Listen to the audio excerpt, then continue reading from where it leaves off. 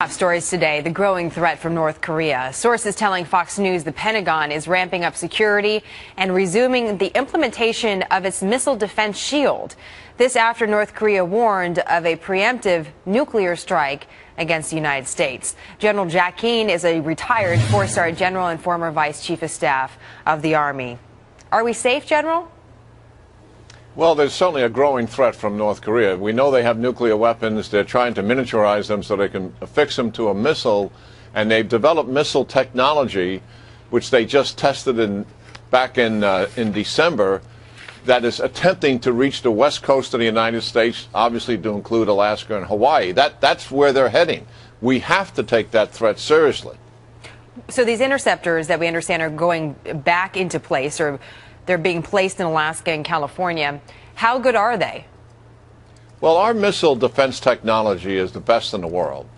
And you saw a display of that to some degree with the attack on the Israelis, because the technology they have and what we have is very close.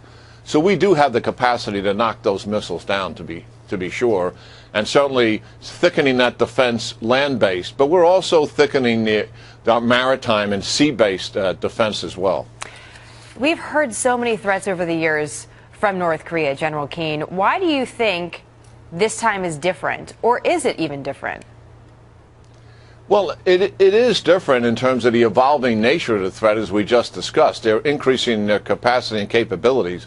The Pentagon has got to take that seriously, because they don't get involved in the emotion and politics of a threat. They get involved in what are the real capabilities, and these capabilities are real and they're increasing. So that's serious. The other thing is dealing with the new leader, Kim Jong-un, and we still don't know a lot about him, and his reign is developing right before our eyes. But he's out seen an artillery site just recently, which is the same site that fired in 2010 on the South Korean island where they had casualties there, and the other thing is they have a new president in South Korea, and usually North Korea has some kind of provocation after a new South Korean president takes office. So we don't know what he's going to do, but I suspect he's going to do something in the next few weeks or months. What's also concerning to many analysts is the relationship between North Korea and Iran. There's certainly a lot of focus on missile interception on the West Coast because of the geography with North Korea.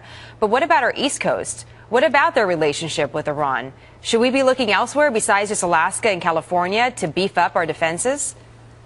Well, the Iranians certainly, as we all know, we've talked many times, are developing a nuclear weapon. They have missile technology, short, medium, and long-range missiles, that can deal with their entire region and also reach into southern and eastern Europe. They do not have transcontinental missiles, so-called ICBMs, that we have. But nonetheless, the Iranian developing threat is very serious. And in some respects, it's more serious than North Korea, because they have stated time and time again that they intend to dominate the region of the Middle East.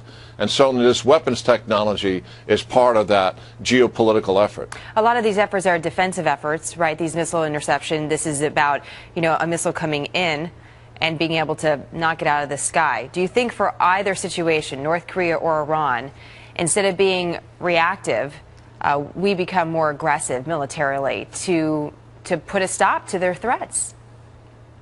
Well, I think geopolitically our objective in North Korea should have been for some time regime change. I'm not talking about military force, as you suggested, but a significant geopolitical and clandestine effort. That should always be our goal, and do that in cooperation with the South Koreans. And certainly as it pertains to Iran, I don't believe for a minute that we should permit them to have a nuclear capability, given their stated, clearly unequivocal strategic goals. And if it requires military force, then certainly we should do that. General Keane, always nice to see you, sir. Thank you. It's good seeing you, Jenna.